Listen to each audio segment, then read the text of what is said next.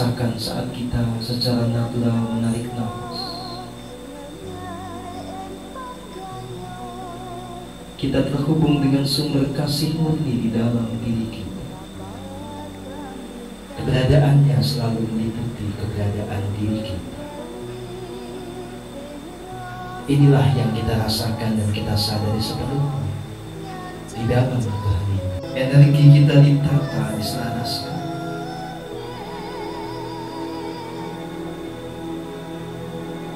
Demikian juga segala jejak dosa di dalam diri dengan murni dan tanpa syarat. Kita semua juga dikasihi dengan tanpa diskriminasi.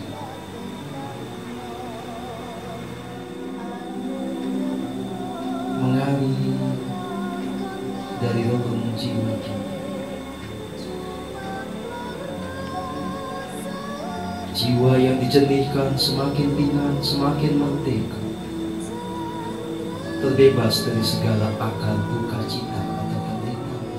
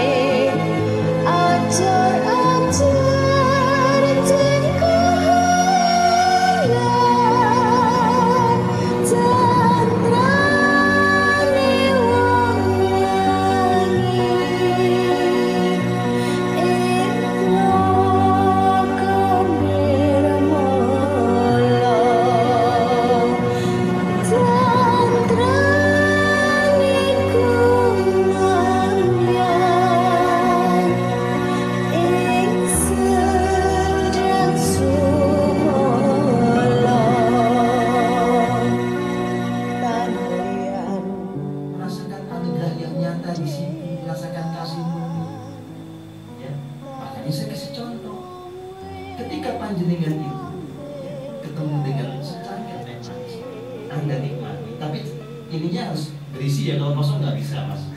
Kode. Jawab. Ya bagaimana saya bisa mencontohkan ini kosong nggak bisa pak? Ya, kalau kita merasakan ini semua dengan penuh syukur, terima kasih, kita meditasi mas. Panjenengan jalan, dia pagi-pagi dia menyusuri itu lapangan, dia pemandangan yang indah. Oh, Gusti, hidup ini indah sekali. Itu meditasi. Ya cuma begitu doang. Apa perlu puasa? Ya nggak perlu juga kalau memang badannya nggak cocok. Noleh iyo terserahkan orang. Ngapain? Ya. Tapi kalau yang mau puasa ya silahkan bebas. Apa perlu wirid atau membaca mantra tertentu? Nggak ada yang nyuruh.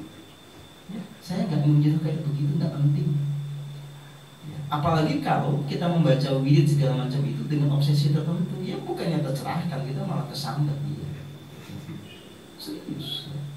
Jadi kita sudah lah, pokoknya nikmatin hidup ini dengan penuh kesadaran. Ya. Lagi nyuci, kita nikmati. Ya. Apapun juga itu kita sadari sebagai sebuah momen bahwa kita selalu mendapatkan anugerah dan kasih dari Gusti. Semakin Anda tekun menjalani itu, semakin kita tulus menjalani itu, semakin kita digerakkan dengan cepat menuju pencerahan. Kan vibrasi kita memancar, membawa damai kepada semua kelompok, semua pihak. Bahwa mereka tertarik, ya enggak apa-apa. Kalau enggak, ya enggak apa-apa. Barangkali punya jalan sendiri, ya kenapa enggak? Ya, gitu loh. Ya. Dan kita juga bukan mau memperbanyak jumlah pengikut, nggak penting.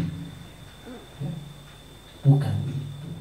Orang lain nggak mau ngikut, ya udah biarin. Gitu. Orang itu punya jalannya masing-masing. Mau ngikut ya kita bagi tanpa ada yang disembunyikan. Jelas ya? Begitu. Pelembagaan jalan spiritual itu memang problematis. Apapun latarnya, apapun labelnya. Jadi nggak fair juga kalau kita hanya mengatakan itu menjadi problematis pada konteks agama-agama Semitik atau agama yang muncul di Timur Tengah. Karena sebetulnya pada awalnya yang ada itu cuma jalan spiritual. Gini loh yang senyatanya ya. Kalau yang benar tuh begini. Ada orang ya, yang lewat sebuah proses itu menemukan pencerahan. Dia bisa menjadi mengerti tentang hakikat kehidupan ini, tentang kenyataan diri manusia dengan segala kompleksitasnya, tentang perjalanan jiwa dan tujuan dari jiwa itu nanti mau kemana. Dia mengerti tentang hakikat dari jagat raya dan sang sumber yang ada di balik dan meliputi jagat raya. Intinya dia tercerahkan, bahagia, damai. Nah, orang seperti ini kemudian secara natural pasti akan menarik orang lain untuk mendekat, untuk bertanya resepnya apa sih. Seperti Anda itu kemudian tertarik oleh saya, gitu. Dan kemudian saya ajarin resepnya begini loh. Ya. Dan Anda kemudian mengikuti resep itu. Ya udah cuma begitu doang yang namanya jalan spiritual. Kita nggak bikin kelompok, nggak bikin organisasi, nggak bikin aliran dasar. Ya. Kagak. Nah, bahwa di kemudian hari nanti si yang ngajarin itu meninggal, nanti ada yang muridnya yang kreatif. Wah, dulu guru saya nggak sempat bikin agama, kita buat agama sekarang aja, supaya orang-orang lebih mudah nanti untuk menjalankan ajaran ini, supaya ada tuntunan yang jelas. Oh, gini loh cara untuk tercerahkannya, cara ibadatnya. Itu loh dari sana. Nah, nanti kalau sudah muncul ide itu, walaupun tidak bagus, yang lain-lain akan nyusul jadi ruwet. Nanti siapa yang akan jadi atasannya? Siapa yang harus jadi imamnya? Wah, udah bubar. Bubarnya apa? Kan nanti akan ada kontestasi. Wah, saya aja, saya yang paling senior kok. Gitu loh ceritanya itu. Itu tidak hanya terjadi di Timur Tengah, di Jawa juga sama. Makanya saya tidak mengatakan ini ajaran kejawen. Siapa bilang? Bukan. Ini berafiliasi dengan apa? Ya nggak ada. Ini tentang jalan hidup yang saya lakoni sendiri. Ya. Yang bisa saya ungkapkan apa rahasianya. Kalau Anda mau ikuti, enggak ya sudah. Dari semua keberadaan yang agung, terlimpah, tertumpah kepada Anda kekuatan yang menggerakkan, membantu mempercepat proses menuju pencerahan dan kemudian. Maka ya. Jadi nggak usah neko-neko, ya. Perlu nggak saya puasa putih? Ya. Di sini adanya tiwul kan nggak putih ya. Ya udah makan aja itu. Gini. Ini kan teh baru ditanamkan. Saya kan nggak tahu ini tehnya panas atau hangat. Ya. Nah, Gusti itu seperti apa? Itu jangan hanya berdasarkan prasangka kita, ya. Bukan juga berdasarkan prasangka yang orang lain. Ya kita alami sendiri, kita rasakan sendiri. Bagaimana cara mengalami dan merasakan keberadaannya Gusti? Yang paling gampang kan dari hidup panjenengan sendiri. Sekarang jenengan hidup apa enggak? Hidup. Yang membuat hidup apa? Nafas. Karena tanpa nafas ada mati. Berarti di dalam nafas itu ada daya kehidupan. Daya kehidupan itu menyimbolkan adanya kasih yang paling murni. Dari siapa? Dari sang sumber hidup. Jadi untuk kita sang sumber hidup, rasakan itu di dalam nafas Anda sendiri. Ketika kita merasakan kasih, daya hidup, sadar hidup yang nyata, kita akan sadar, oh iya, Gusti itu ternyata ada. Ngerti? Jadi Gustinya dialami dengan pengalaman langsung. Nah, kalau dengan pengalaman langsung ini, Bisa nggak kita menyimpulkan bahwa Gusti itu sebetulnya mengasihi dengan tanpa diskriminasi? Benar nggak? Ya benar. Lawang hamburger itu dikasihkan kepada Anda kan nggak hitung-hitung Anda isi dompetnya berapa? Satu. Tidak menghitung-hitung Anda itu kulitnya warnanya gelap apa? Terang. Ya. Jadi tidak memperhitungkan soal latar sosial ekonomi, tidak memperhitungkan soal warna kulit dan ras. Dan yang ketiga, tidak juga memperhitungkan agama Anda apa. Wah, nasi ini Katolik, wis sak menene jalan. Oh, gue kejawen. Ibu situ. Kowe ateis rasa DKI. Islam wis akeh. Kan enggak begitu. Faktanya adalah kasih itu dilimpahkan tanpa diskriminasi. Jadi siapa yang dikasihi Gusti? Ya semua keberadaan, semua manusia, tanpa ada pilih kasih. Ya, bisa dimengerti. Itu artinya kita sudah mengenali Tuhan atau Gusti itu lewat pengalaman nyata. Dari pengalaman menimbulkan pengertian, ada penalaran. Oke? Kalau Anda hidupnya semakin selaras, di rumah tangga makin harmoni, pekerjaan makin mengasihkan, kita makin happy dalam menjalani semuanya dengan gairah yang penuh, itu berarti Anda berhasil. Loh, tapi kan saya nggak bisa lihat macam-macam. Sing ngongkon ngono ya sopo. Tapi saya nggak punya kekuatan supranatural. Loh, yang minta Anda begitu juga siapa? Kagak ada. Jadi laku spiritual itu bukan hal-hal yang kayak tadi, itu bukan. Laku spiritual itu Anda terhubung dengan spirit itu di sini, sumber kasih di sini. Jadi kalau Anda makin nyambung ke sini, Anda penuh kasih, Anda itu dari spiritualis. Kalau yang bisa ngelawang-lawang, pokoknya mesti gini yo, itu namanya supranaturalis. Ya. Yang punya kekuatan metafisik itu namanya supranaturalis. Sekalipun pada faktanya, kalau Anda semakin jadi semakin jumbuh sama Gusti, Anda juga pasti punya kekuatan supranatural. Tetapi sumbernya bukan dari yang aneh-aneh, sumbernya dari mana ya? Dari Gusti di sini, dari kasih itu sendiri. Gitu. Bisa dimengerti ya? Kalau Anda obsesif, saya pengen sakti, ya pasti nyasar. Anda nggak belajar spiritual namanya, Anda belajar supranatural. Ya. Apalagi kalau kita punya asumsi bahwa yang spiritualis itu mesti ada aksesoris, gelang, cincin, yang enggak ada hubungannya. Nggak ada hubungannya. Spiritualis itu Anda hidup dengan kasih murni, bahagia, damai sepanjang waktu. Udah begitu ya. Oke, jelas ya. Jadi misalnya panjenengan punya orang tua sudah seto ya.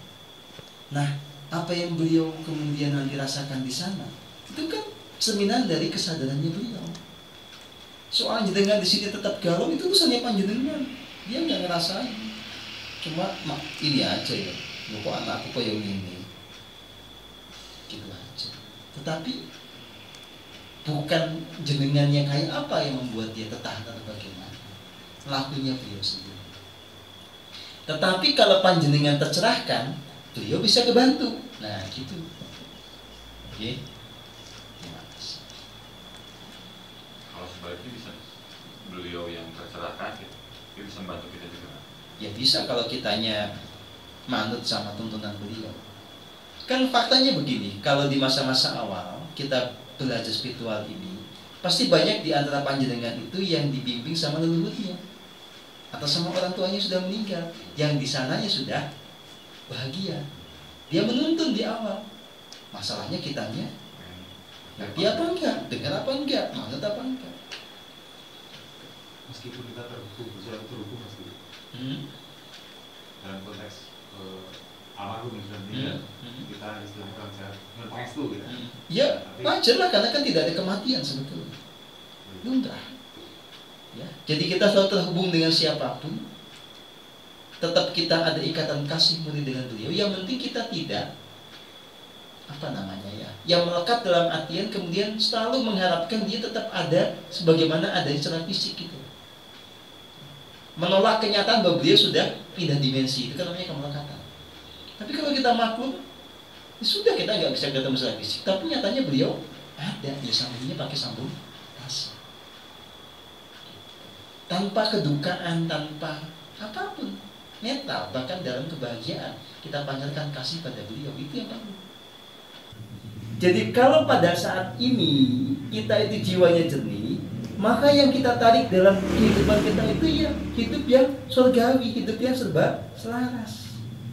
Sami mawon kalau nanti dalam detik terakhir kehidupan Anda tetap nyambung pada diri sejati, tetap merasa berterima kasih atas semua anugerah, tetap jernih, tetap bahagia, ya sudah. Ketika jiwa lepas itu, ya itu yang didapatkan. Gitu. Jadi nggak ada urusannya dengan identitas yang nempel di KTP, itu nggak ada pengaruhnya. Yang mempengaruhi cuma apa? Kualitas jiwa Anda pada saat itu. Maka kita berlatih sepenuhnya agar kita siap kapanpun juga melepaskan diri daripada ini di dalam kebahagiaan dan kedamaian. Itu yang disebut sebagai husnul khotimah. Ini kan begitu. Ya. Demikian yang bisa saya sampaikan pada pertemuan kali ini. Nunggang rasa ngengar ing panggaya longing kaku rambat rambing